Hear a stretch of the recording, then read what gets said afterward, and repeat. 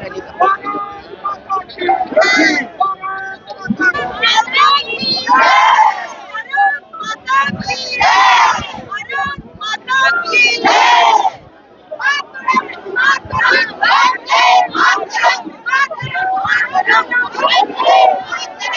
देखिए, जो ऑपरेशन सिंदूर हमारी इंडियन आर्मी और हमारी सरकार ने चलाया है, उसकी सफलता के चलते ही आज यहाँ पर हम तिरंगा यात्रा निकाल रहे हैं। आपने देखा होगा और भी बहुत से शहरों में तिरंगा यात्रा निकली है।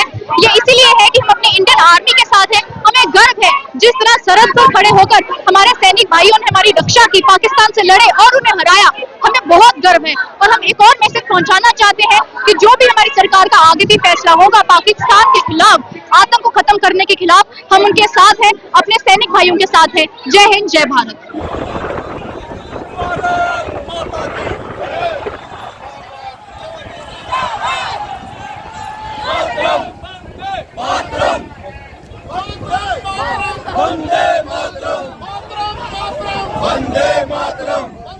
रैली निकाली जम्मू में और उन्होंने भारतीय सेना का जिंदाबाद कहा, उनका धन्यवाद किया जिस तरह उन्होंने पाकिस्तान को घुसने के घर झुका दिया।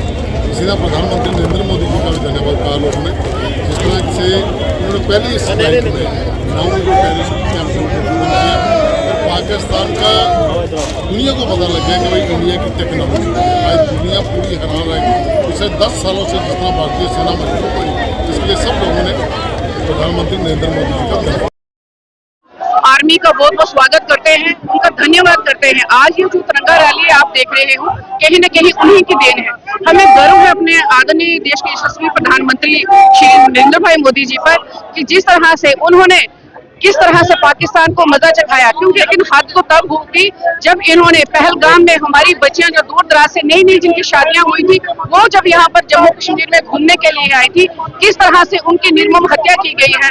तो ऊपर से उनको कहा भी गया कि अपने प्रधानमंत्री जी को ये सुनाना, तो कहीं न कहीं पूरे भारत का खून खोल चुका था उनकी ये घिनौना हरकत देखकर, जिसका जवाब प्रधानमंत्री जी ने कहा था कि इसका हम जवाब देकर रहेंगे। लेकिन किस तरह से हमारी आर्मी की ही लेडी जो वहाँ पर इतना फाइट करके रातों रात उनका सारी वही पर्टिकुलर जगह उन्होंने चूज की थी जहाँ पर हमारे मिलिटेंट का कैंप होते थे या आर्मी जो बेस उन्हीं को उड़ाया है।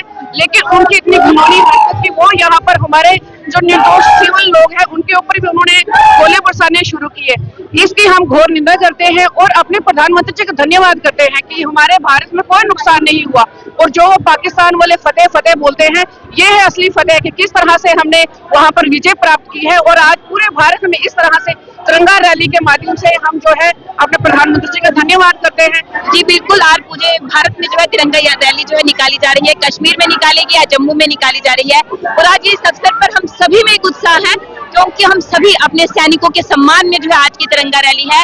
उनके शौर्य, उनके साहस को जो है हम सभी सैल्यूट करते हैं, नमन करते हैं। मुझे लगता है कि भारतीय सेना से बढ़कर जो है कोई सेना नहीं है और समय समय पर इसका प्रमाण उन्होंने दिया है, चाहे वो 65 की लड़ाई हो, 75 की लड़ाई हो, कारगिल युद्ध हो। तो इस बार भी जो भी पाकिस्तानी जो आतंकी ठिकाने थे, जिसे पहलगाम का जो जब ये घटना घटी गई, उसके बाद मोदी जी ने कहा था कि इनको जो है इनके घर में घुसकर मारेंगे।